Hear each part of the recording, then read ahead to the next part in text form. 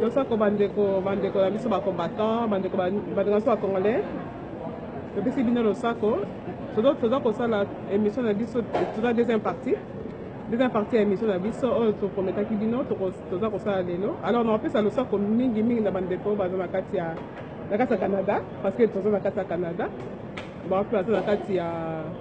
monde entier nabosani te baope baza na kati ya Congo kuna nabosani te le patron ye moko Edi Kobo esika azali na peso losako mingi motema ya kamiti ya Congo na peso losako na bandeko nyonso oyo bazolanda biso na minute oyo naopesa maloba epa ndeko ekopi molo mpona tobanda émission na biso matondo soki opesa mpe bato losako non losako balandi ya bitumba ya mosolo émission oyo tozosala mpona kososolisa bandeko na biso ba vrai enjeu ya likama oyo eza na kati ya mboka na biso oyo bamingi bazoyeba te donc bino nyonso bozolanda biso oyo bozorefléchir na biso elongo oyo bokomelaka biso na biki boza ebele bokomaka na niveau ya YouTube kopesa baopinion na bino kopesa makanisi na bino kopesa bino nyonso mbote na baoyo bakomprenaka biso te topesi bino kaka mbote kaka toza biso bana Congo tozoluka nde solution ya mboka ingeta merci ndeko ekopi molo oui alelo toyesu sikozala na cadre ya bitumba ya bosolo tomoni ke noto changer de corps parce que ezaka un jour moko tozosala émission mais changer un peu de corps mpona korefléchir makanisi na biso toyei kosala émission toyei kotuna mpona tozwa baréponse toyei kotuna ndeko ekopi molo concernant oyo makambo elekaki na le 31 décembre tomoni ke no bato ya katoliki c'est comme si bazo kosala bitumba contre religion africaine mais bazo lakisa na mokili ke non bazo bundisa Kabila selon bino bato ya bokoko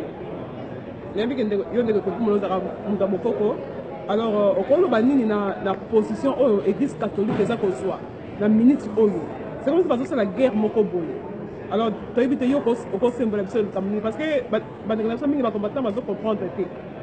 bazocomprendre je ya église ya catholique te alors lokwa lelo toyei kozwa mpenza bozindo ya makambo yango ezali ndenge nini eza deuxième partie ya émission oyo tosalaki liboso sikoyo tozoka juste kokota na bozindo ya koyeba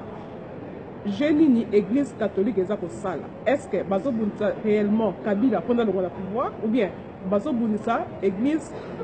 ou bien bazobundisa bato ya bokoko c'est-à-dire religion africaine oyo ekambami na fumukusu nzala pana angola topesa maloba matondo ingeta kamiti wa Congo na osenga na bandeko bameka kolanda nga parce que ezali makambo tozolinga to expliquer eza nango facile à expliquer mais ezali difficile mpona bato bacomprendre parce que bato baza na bapréjugé bato bazosala na basentiment et ntango yo osala basentiment na makambo oyo osenga plutôt compréhension ya motu okosala mauvaise lecture okotombe na fausse analyse et puis finalement résultat nango mpe ozala mpe kitoko te problème ezali boye na émission oyo tosalaki mbali oyo tosala première partie tolobaki que devant biso tozali na ba-impérialiste et ba-impérialiste bazali représenté par bamindele ndombe to ba-système d'un côté ba-politicien opposition majorité bango tout bazali kosalela bamindele ba-impérialiste so oke côté ya ba-religieux oyo ba-prélat catholique bango mpe bazosalela mpe kaka ba-impérialiste alors sikoyo ba-impérialiste bango base combataka te mais bango bakose maintenir alors toexplikaki na oyo toleka na video totu kosala que combat oyo catholique azosala soi-disant kolongola Kabila ezali nango combat juste ya kolongola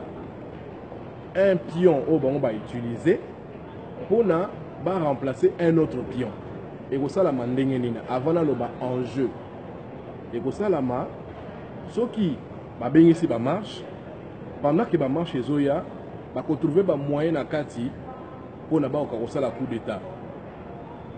Bon, je vous apprends rien. Nakata Masolo a boyebi que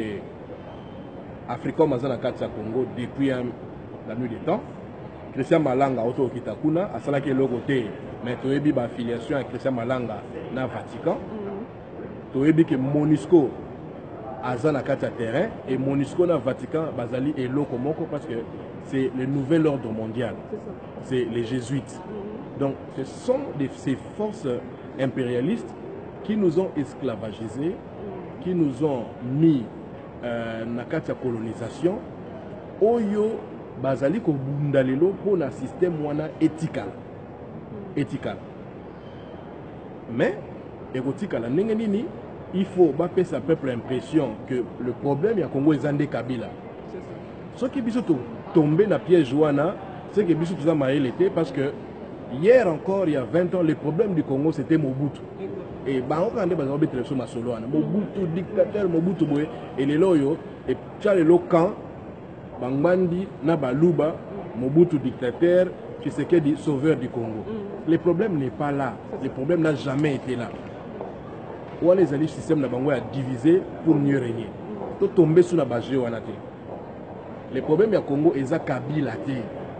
Le problème ya Congo ezali système au impérialiste baché. Mais ba changeaka moko système wana eza na kombo ya Kabila, moko système wana eza na kombo Mobutu, moko système wana eza na ba kombo. Mais du moment que Moutoussiko leader a télémé le système wana, c'est l'homme à battre. Tant que Kadhafi a télémé le système, c'est l'homme à battre. Tant que Bagbo a télémé le système, c'est l'homme à battre. Et que Narandengi wana. Ceux qui se soumettent à la dictature à Bango, aux amis à Bango. Ceux qui se soumettent à la dictature, tu es l'homme à battre. Lumumba, Kassavubu et tout ce monde-là. Alors, Sikoyo, Thomas Sankara, merci. Na minute Oyo, Batuya Bokoko. Batuya Bokoko, Bazo Bunde la prophétie. Et Batuya Vatican pe Bayebi pe prophétie. Bayebi prophétie. Prophétie Oyo, Batuya Linga Koyo Kangote, mais il faut tout le bayango parce que Batuana Nyoso Bazo Bunde la Ndelo Kouan. Batuya Vatican, Babundi si prophétie à 4e président ndenge Kimbango Lobaki. Tout ça là qui vidéo to Lobaki to lakisa imino prophétie à ndenge il faut salama 4e président azali nani akozala lolenge nini et misala nini fala sala. Et donc chose qui dit bana eloko wana ba combattant d'une manière générale to tikala ko chapena maele tena masolo 4e président. Bato ba yebaki masolo 4e président ba bundi si 4e président. Babendi na ngambu na bango. Lelo le 4e président sur le plan numérique azo sala pour ça impérialiste. Oleke asala et loko oyo nini prophétie et lobaki ça. Mais ceux qui t'ont examiné comme tu examiné qui prophétie wana azala ba caractéristique ya prophétie. Mais makambo oyo il faut ça là ba impérialiste va récupérer ba salisi oyo ya bango soko salite ba bomio. Sikoyo événement à mon entourage qui est le 5e président. Le 5e président, il faut là les Kwatulendo. Les Kwatulendo, yé akoya ko zongi sa donc tout le babonsomi akobundisa ba impérialiste na niveau moko ça ba ko ya nzela ya Kwatulendo wana. Yé ako fonctionner na mayele na politique la spiritualité, il y a beaucoup qu'on a dit ça. Alors, donc, il est important pour la biso, le président ou pour remplacer Kabila. Parce que Kabila, en tant que 4e président, numériquement, à Sali Babiloko ya Sengina Kasalate, il faut biso to bunda pour que le 5e ou pour remplacer yé azala réellement ou ya biso, azala ou ya mindelete. Parce que ce qui a commis ya mindele, alors ko bossa na prophétie il faut tozi la susu 1000 ans les susu pona tozongi la nini et lokwa ça na tout le temps et prophétie et rataka ezali possible que prophétie ne yebo ba déjouer prophétie ba ratisa et c'est ça qui va mindele ba PS ba ça c'est très important. Alors bango bazolinga ba ratisa prophétie na ndenge nini bazolinga ba ratisa prophétie de manière à ce que ceux qui va longoli Kabila et que ba tche mutu par exemple Moïse Katumbi azana congolais azana nini ayoki na biso mawate donc akosala dictat na bango alors a commis sur le plan numérique a commis 5e président et à Kozala sous leur dictature, sous leur dictat, à Kozala Oya Bango. Alors, numériquement parlant, 5e président à Bisso Obstozela à Zate. Parce que, numériquement parlant, on a eu le 4e président, mais à Sali Oyo Sengila Kasalavi. Alors, pour Nangai, si 4e président Zonganzama Wana, moi je pense qu'à Zonganzama, plus pour Yami Batela. Parce qu'il y a dit que les impérialistes, PC déjà au Congo, il faut que place Wana pour bâtir le 5e président. Parce que comme il y a 5e président. Et il ne veut pas mourir, Azamutu, à Kolinga Ami Batela. Mais Bazolinga Balongola, Bazolinga Balongola, un mouvement au catholique. Ce qui biso ba otozo bundele ekolo to comprendre Jewanate to koki ko bossa la prophétie to lobi ah non de toutes les façons Kabila zo boma biso yende nemi à peuple congolais il faut alongwa to tia ba catholique poids to longola Kabila mais nous allons tomber dans la même erreur ndenge balobaki Mobutu dictateur ba eli biso le libérateur ba rwandais lelo otozo lela davantage na bandi ngonga otoza nango. Enjeu ya mboka na biso ezali que l'Afrique il faut élément mais l'Afrique est élément à partir ya Congo et lobinani et lobin Fumukimbangu les sauveurs de la race noire et lobinois et lobinani et lobi ba aimer Césaire et lobi ba ko na biso nyonso ba tuloko ba aimer Césaire ba lobaki yango ba tuloko la ba Cheikh Anta Diop ba lobi yango ba papa na biso et Théophile et Bonga et comment bien Yépe Azobeta Setewana Mbala Mbala et tous les panafricanistes reconnaissent que l'Afrique il faut élément mais il faut élément à partir du Congo. Donc les satanistes oyo ba communauté de voleurs et génocidaires bango ba yebi loko wana bien mayele na bango evandi des places wana et yango les ali ko expliquer le fait que biso toujours si là na Congo 12 millions de morts bazo boma batala te bazo dépeuplé biso na bandenge nyonso ceux qui sont na massacité ils na banzela ba choléra sinon ils allaient Ebola sinon ils allaient ba insalubrité au toujours moins na Congo wana parce que insalubrité et bota ba maladie belé parce que ba bactéries ndenge na ndenge ezali batu bazana ba mbongo ya ko se soigner te alors c'est et Congo Kinshasa ezali une ville mortuaire batu ba kufaka lokola bangungi mukolo nyonso et puis spirituellement parlant salito ezana la ville ya Kinshasa ezali ba salité o ezo mema ba mauvais esprit ba vanda wana parce que esika bo soto ezali nde esika ba bilima ya mabe basalaka esika envoûtement ezali donc il faut comprendre que mboka na biso Congo il faut tout assainir yango par rapport ya ba bilima mabe o evandi na bosoto oyo bapaya bayeli biso wana mpona peuple wana telema te parce que bango bazo combattre kaka Congo te bango bazo combattre ce paradis là qui est l'Afrique oyo lelo oyo baasiatique bango bafungwami na mokili mais bayebi ke mokili mpona ozala il faut Afrique alors baasiatique baye batutu bamindele mpe basilisi déjà mandat na bango ya leadership mais balingi mpe kokwea te donc bazoyela biso wana tozokende na guerre moko monene biso il faut to comprendre baenjeu de comprendre les enjeux. Donc, on a pour ceux qui savent, guerre où ils allaient entre les catholiques et les Koko. Et ils allaient que les catholiques, les peuple, l'Ongola, 4e président, le 5e président, ou en obédience, il y a des impérialistes. Bon, au retour, peut-être que Mosengo va pourquoi jouer contre le peuple de Bango. Mosengo aïeba te. Mosengo azali subalterne to subordonné à côté de la jamais baloki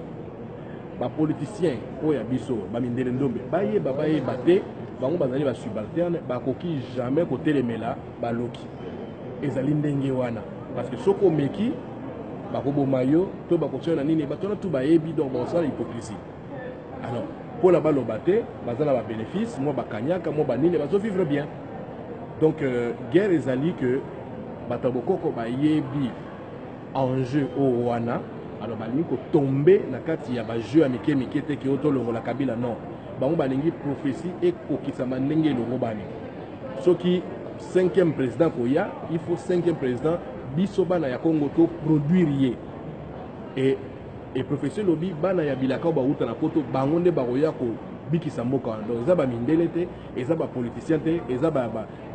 religieux tozomona ba ya Vatican wana te ezali bana ya Congo leader da ko susciter la carte na biso et yende muta roya na idéologie yende muta ko sembola masolo donc c'est très important enjeu ezali sur 5e président ce qui bolingo ba mayele ya ba mindele vandi place nini et vandi par rapport ya enjeu ya 5e président donc 4e président basi ba déroutaye et le 5e président bazoni na bakoti sahe et batabokoko ba boyi 5e président a outé pa na bango 5e président a outé pa na biso et batabokoko bazako bazo sala un travail bon na éviter ndenge nini bakoko bakosunga bango ba réussir ezali ya ko benda Hippolyte Kanambe aya azongela bomoto de manière à ce que aktika na ba mindele na éviter ceux qui ba okoka mais bon totala biso pona ngai personnellement et le que c'est important pour ngai ezali que 5e président azala biso bana ya bilaka soit na Potoawa soit na Congo et tango président wana kokota azala moto oyo akofuka mena mindele te ba impérialiste te azala moto oyo akoya kozongisa bokonzi ya bakoko na biso na mboka na biso de manière à ce que bakoko na biso baye bakobatela bana na bango parce que tokoki kobatelama na bakoko bato mosusu te na banzamba bapaya te tokobatela kaka na baoyo ya biso moko c'est ça la logique oyo nga naza nango donc mama wana ezalaki eyalonanga par rapport ya motuna ya enjeu oyo toza nango liboso ingeta matondo mingi toyoki eyano na yo olobi ke église en fait bato ya bokoko bazali kotalisa pepe congolais ke non baloki nde balingi balongola Kabila mpona batya président na bango 5e président donc tokolobaka ke non toza kojouer sur l'enjeu ya 5e président alors concernant sur le 5e président donc olingi kotalisa bato ke non Kabila aza 4e président c'est ça que tu veux dire Kabila nde 4e président bon nabandi tosalaki vidéo déjà oui alors nabandi tosalaki déjà nini vidéo pour la 4e président on tolobaki sur le plan numérique azali 4e président malgré kaza rwandais malgré kaza nani biso total nano sur le plan numérique parce que prophétie lobi te que a nationalité boy prophétie lobi que oya koza la 4e président après ba indépendance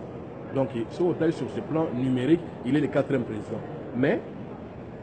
total qui selon prophétie ils ont babiloko ebalani na ye ils ont babiloko mingi o ebalani na ye te o ya salité notamment au battre ba congolais notamment ko zongisa bana o ya diaspora na mboka notamment ko pesa biso biloko ko reconstruire mboka unité ya mboka babiloko ya nyonso asali yango te donc mais sur le plan numérique il suffit de compter au bon qu'il tombe 4e président mais asali babiloko wana nyonso te. Ok, maintenant ok, asali azakata président mais akokiti nyonso te oyo elobamaki na prophétie ya Fumuki Mbangu. Alors ce que tu as sur enjeu ya 5e président. 5e président.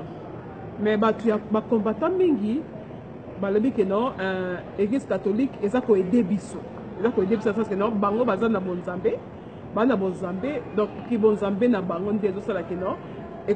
comme ça que non Kabila longona et puis ba combattant mingi balobi que non essayer même to aider l'église catholique. Alors selon yo mutabo koko ezaki to aider l'église catholique balongola Kabila to sala ndene parce que ezoko tia bat na confusion parce que ba congolais bazo espérer que non l'église catholique eko aider bango pona Kabila alongo siko selon yo koloba nini selon yo mutabo koko oko landa ndenge bakongolais baza kolomba parce que bakongolais baza sima catholique bakombata pe na diaspora baza sima catholique alors selon yo c'est comme mutabo koko okoloba nini na pesa malo oui matondo Nabandi, je vais me répéter seulement parce que na répondre déjà à la question on attend bandaki awa na kosenga na bandeko na ngai et tozala mayele na kata mikakatano otoza nango tozali biso nyonso ensemble église catholique azali kobunda bitumba na biso te bitumba na biso ezali bitumba ce qui est à niveau de prophétie, biso tozali kobundela la renaissance kamite, to la renaissance africaine. Et là qui signe. Et là qui dit que ba noir ba kozonge la culture na bango pona ba bota masika. Ndenge ba chrétien balobaka être né de nouveau. Batunaka est-ce que tu es né de nouveau? Et d'ailleurs ba terme on a né de nouveau. Bango ils sont allés voler ça na ba papyrus na biso les ba kota na l'église comme tout le ba biloko na bango mingi ba kenda ko yiba na ba biloko na biso ils n'ont même pas compris batina nango ale ba koma ko beta né de nouveau né de nouveau. Ce que le baka je suis né de nouveau to bonabwe bande konangai naissance de nouveau wana bino bolo makana yango nde tozo vivre et oyo et ko sala teke muta convaincre yo parce que biso moko to ko vivre yango to ko mona ke batu ba ko benda mana énergie ba zonge la culture na bango batu bando ko beta c'était ya bobiso batu bando beta c'était ya bokoko qui veut dire notre culture to zonge la culture na biso. Et combat na biso evani nde likolo ya biloko wana. Alors pendant que tout ça la combat wana catholique eza ya biso te. Ceux qui catholique eza ya biso te to la chrétienté eza ya biso te ba yela biso yango ba yambisa biso na nzela ya fimbu na nzela ya kotumba ya kimba vinta ba tumba ina moto. Mvuluzi kimbango abeta 30 ans na prison pour na biloko wana. Ozomona. Alors, biloko wana ba force biso on ko forcer eza ya biso te donc ekozala te na renaissance oyo ya culture na biso. Ozomona. Alors, ceux qui ba toiso luka religion ba eba que notre culture c'est ça notre religion. Parce que tu peux pas séparer la culture et la religion. Religion ezali codification ya culture. Ozomona. Or culture na biso toyebi culture na biso. Batu ba yebi ki tozaka batu mo boboto. Boboto on est outu dans les vidités. Boboto wana ezo wuta justement na ba loi ya mahati yeba kotosa moninga na yo yeba kotosa bayene na yo yeba babiloko yango tozolinga tozongisa ngo lelo bato bakoma ba impoli bana bakoma ba famille vendra ensemble te tokomi ko ba famille monoparentale basi bazobenga na mibai na bandako na bango tokomi ba désordre moyo osakana te wana eza ya bapaya tozozongela siko oyo ya biso respect wana tozaka nango entre ba africain ba boboto na yango ba bloko tozozongela. Donc renaissance africaine bitumbe va na place wana. Alors tant que na nzela wana ba politique ya ba paya o démocratie ekokwea ba religion ba paya ekokwea donc ba biloko tout o ba mindele bacha oyo sala biso passe na niveau ya mboka ba système na bango ekokwea donc soki ndeko ozolanda nga o comprendre masolo na niveau wana okoyeba ko juger kanambe aza wana en tant que qui azo jouer rôle nini pona nani pona intérêt ya nani ba o baza na opposition baza wana en tant que qui baza na kati ya système nini et système ngo eza ya nani bazo ça il a intérêt ya nani parce que to yebi que peuple aza na yeko se retrouver depuis Mobutu donc to tomber na erreur te que parce que sentiment batu mo bateli bazo bundela peuple azo ke neko tia bango poids to kende ko sunga ko tia poids na Laurent Désiré Kabila ndenge to sala kae ayeli biso ba Rwandais lelo tozo komilela toza na kati ya sort oyo ensemble totelema ensemble solution ekouta na jeunesse solution ekouta na kati ya jeunesse et jeunesse ye moko akotelema akopesa solution na problème na ye ezali ni ba leader ni na diaspora ni na Afrique c'est la jeunesse mais il faut jeunesse wana ayeba tozo bundela nini eloko nini eza koleka na eleko oyo est-ce que ezali fin du monde to ezali nini tolobango mbana bala eleko o babenga yango tango ya kinatimaza c'est-à-dire l'âge du verseau bipai wapi ba peuple na ba kozongela bobango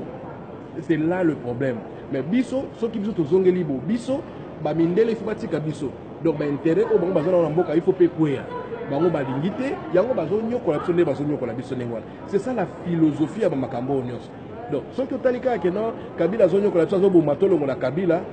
ozali kozanga le big picture ozozanga vie d'ensemble nazosenga na ba leader ba considérer ba o bazomimona ke bango basa ba leader ba considérer vie d'ensemble ba considérer eleko oyo tozali nango bayebisa peuple vérité na ngonga oyo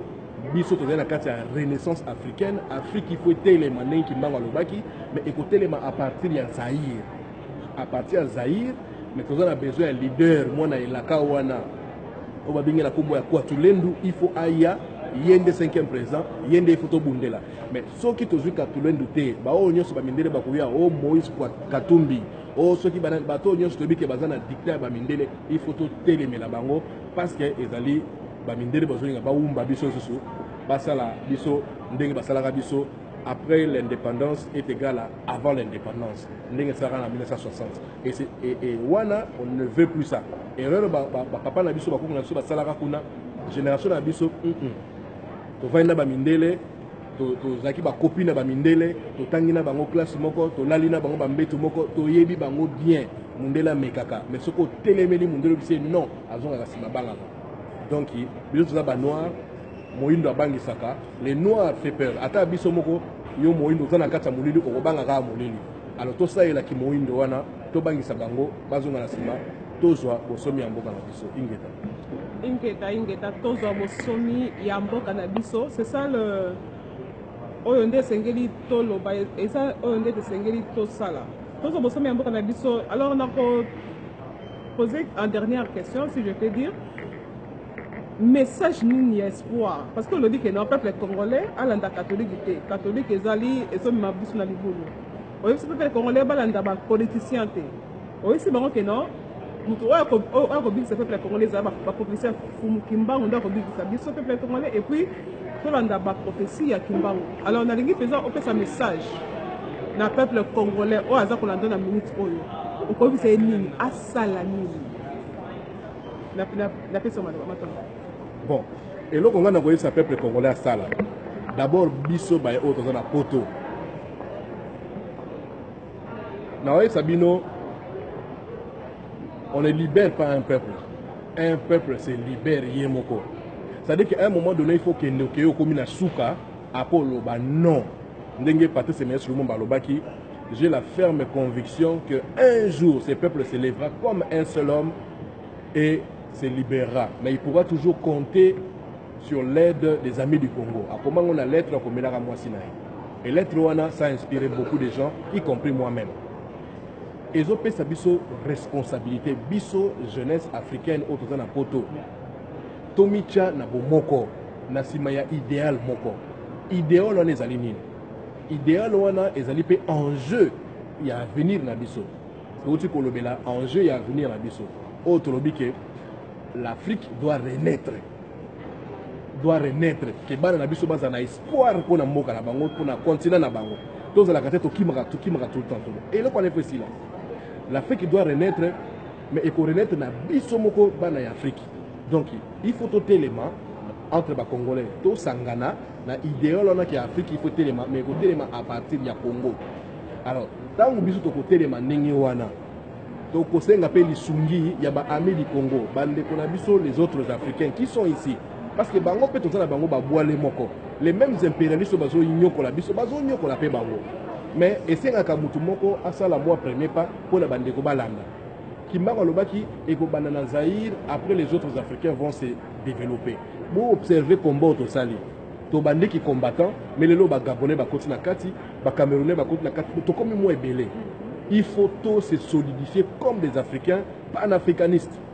Et total la problème na biso na nazo sala biso problème wana. Bango bazolinga bako sakeza ba Rwandais za banani bo. Ces discours là bande ko to yambiango mingi, mais moi je ne veux plus na vanda wana parce que eza discours moko ezali trompeur.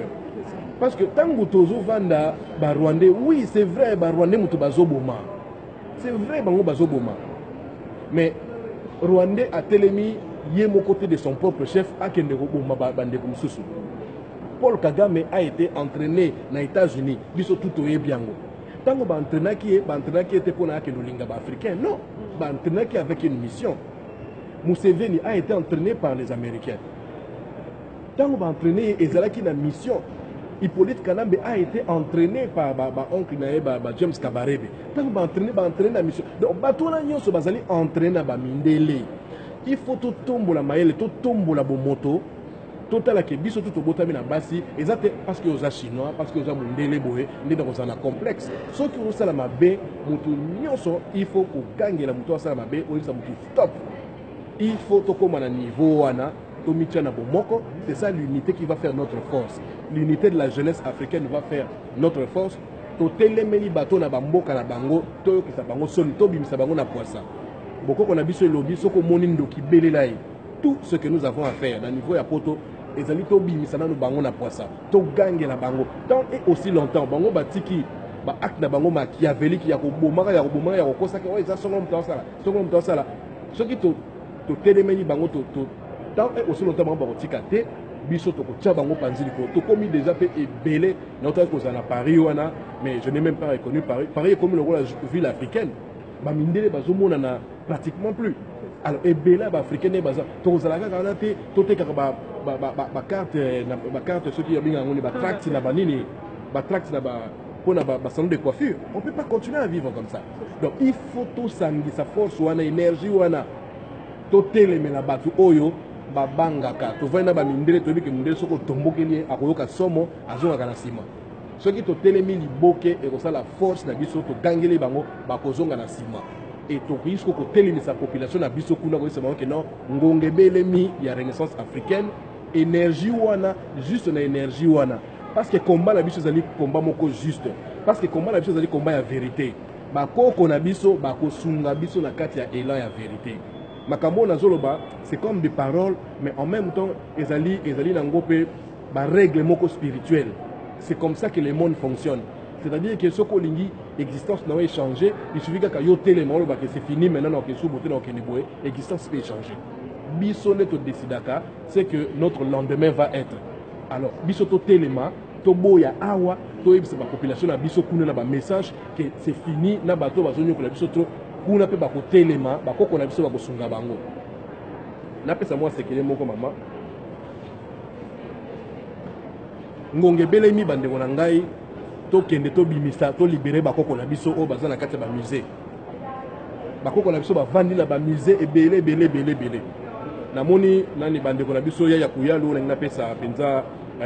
bayenge nae na masolo basala ki le 4 janvier na CPI lango penda mingi zaki eloko moko ya bien ya kotombola milimo ya bakoko na biso. C'est ça que nous devons faire parce que tant to beleli to tomboli bakoko to commémorer bango ezali connexion et salami ozomona connexion et salami, c'est-à-dire que to pesi bango nzela baya ba agir na kati na biso batu nyonso basalela kango ndengwana bamindele bakosi bino bosambela les morts mais kena na l'église na bango Saint-Pierre priez pour nous, Sainte-Marie priez pour nous, nani bo priez pour nous basambelaka bakoko na bango oyo bakufa bayebi sekele so okeye pa ba chinois tout le monde fait la même chose okeye pa ba arabe bango sambelaka Mahomet na bango tout le monde fait la même chose abongo biso totikaka ba malanda ngombi bango ba osala bakosi biso piko vandi non. Il faut tomber la bakoko na biso bango ne balingi biso koleka n'importe qui jamais yo nengo zalinde ko ngai oboti mwana yo mutu mususu voisin ya kolinga mwana yo koleka yo moko ozomona et to monaka ke koko kutsuka zali bagataka toujours bana ezola kisake bakoko balinga ka su bana susu ya kosakana te ya koleka susu sekele yango wana bakoko na biso bazaki na bwanya moko makasi na osukisa wana bazaki na bwanya, ils avaient compris que tokufaka te mais nzoto ezali voiture enveloppe ce qui muta bimi à cette mission a accueilli nzoto rotika les gens na mabele mais lamo o esali moto yango soit ekomata soit ekitina se pona ese réincarner zonga na mokili tozoka kazonga amba na mbala mais ce qui peut babomi pe mutu tant na ekokaki te mutu wana komi ghost to nini âme errante esprit errant abana kotambola tambola si tu esika kufaki wana abanda abando baluka kaka wana donc musala oyo ko sala mokili moya sala ngo ezate bakoko na biso na bonya o bango bazalaki nango balbino bato le bavande la biso boetika to saela bango nzoto yango no mona basali ba statuette wana basali moi libusu na kati et libusu wana ezo permettre que ba esprit wana ekota na kati et bazui nzoto et il pouvait maintenant parler et tant ba osala bakoko la biso ba yebaka mabete parce que biso tambola na mahati biso ba mindele ba baby biso ndeto komi ko beba na bizaleli mabe mais tant wakala bakoko na biso bazalaki na nzela ya semba et bato wana tant bakoti na kati nini bazalaki pona ko aider bato ba ko aider bino ba bi bon na village songolo bokeba banguna bazoya na musika boyeba na kobombana bazola kabino ce qui moi problème est contre la communauté ba okene ko consulter ba ah to ça ndene parce que ba bazana mikili ya limo ba ko sunga bino ezali bo na bo ba mindele ba ye ba telemeli ba biloko wana ba diaboliser ba biloko wana biso pe ba malanda ngombi to bois kisi bikeko na biso parce que to sali ba on confère to bikeko ezali banzambe to sambela ba bikeko boena boe ba komiti kut na bible bo sambela banzambe o ezana bikeko fait des mains des hommes te sikoyo mosengo tango abimisaki bato atambolisi bato na nini na marche na salaki le 31 biloko ni bato bamemaki bamemi bafoto ya Jésus bamemi bacroix bamemi bacrucifix ngoni eza bikeko fait des mains de Dieu te des mains de nini nzambe azalaka mutu te nzambe atikala kozala jamais mutu nzambe azali énergie ya boboto ya bolingo azaka na besoin pe basambela epe te amikokisama na ndenge na ye mais epekisami te toluka tozongela ye mais tozongaka epai ya nzambe na nzela ya bakoko na biso bandeko il faut to comprendre babiloko wana awa toza na kati ya Canada mpo napesa ndakisa moko ya bien toza na kati ya Canada mokonzi ya Canada eza na mwana mobali oyo Trudeau n'est-ce pas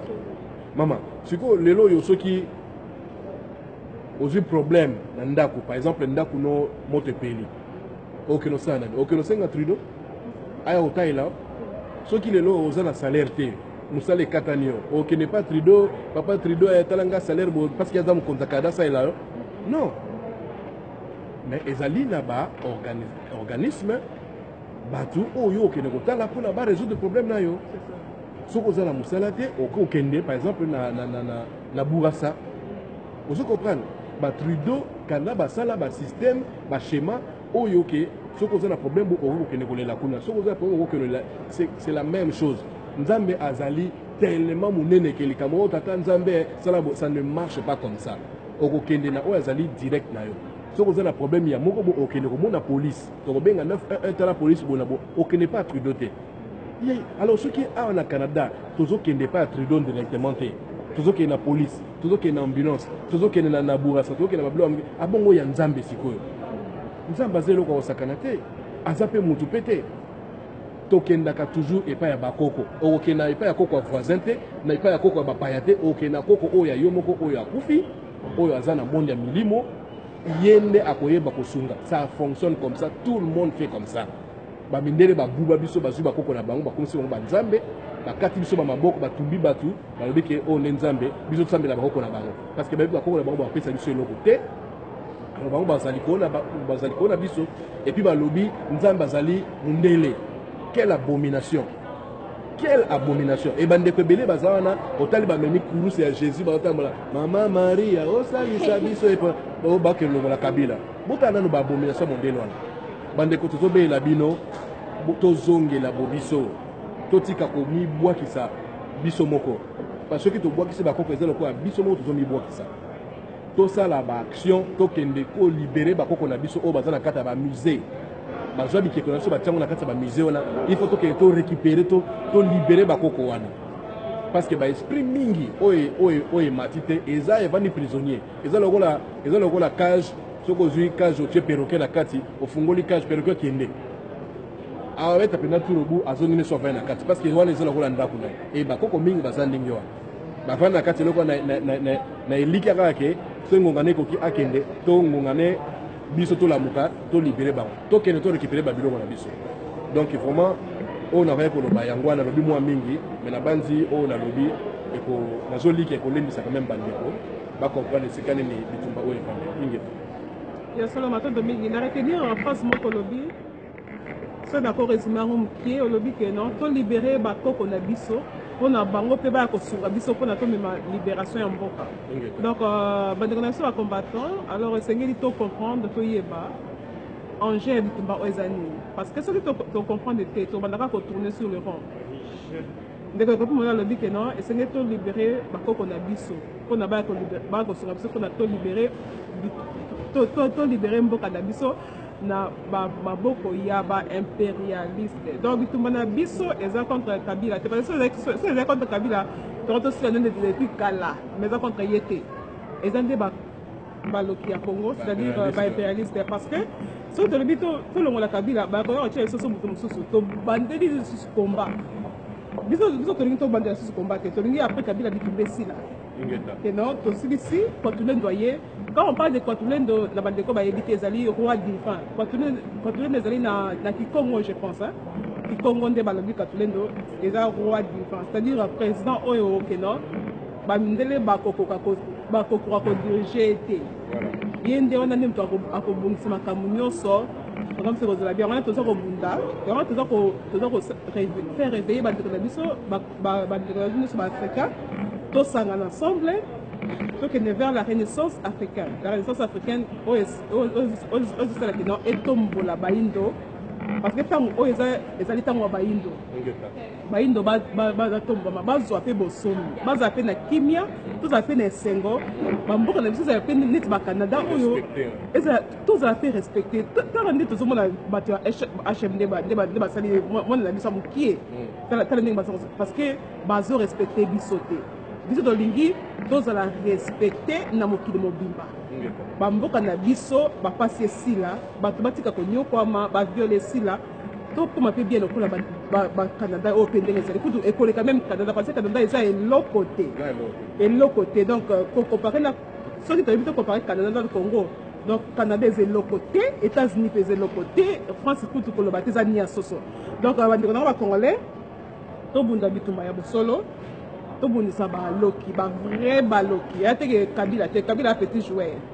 tosila ndana donc enjeu ya solo ezali baloki ya Congo alors napesi biso susu losako mingi na ndenge bolendaki biso je crois tokuta su prochainement na banumero na biso ya bitumba ya bosolo alors nayebi te soki endeke kopimolo oza na liloba suka ya kopesa mpona toclotere miso na biso bato voilà nangi nabakisa kaka mwa sagesse moko moke sagesse wana elobi soki okati racine ya nzete soki tokati racine ya nzete wana ekokweya makasa nango ekokauka bambuma nyonso eboti na nzete wana ekokweya ekopola mpe nzete wana eza na moyen moko te ya kosurvivre. Mais soki totie effort na biso kaka tokata kaka branche ba branche ezali lokola ba système ba impérialiste basalela biso système moko eza lokola nzete ebota ba branche ebele branche ya religion branche économique branche ya ba ONG donc ba ONG nyonso baza na Congo wana eza kaka bango tu baza ba branche donc il faut tosala attention na bitumba oyo tobunda totika ba sentiment tokomi déjà ebele tolongoli somo mindele tolanda maloba bakoko balobaki totelemela bato oyo tokwesa bango une bonne fois pour toutes ngonga oyo eza mopepe kitoko mpona biso l'Afrique va se relever à partir du Congo.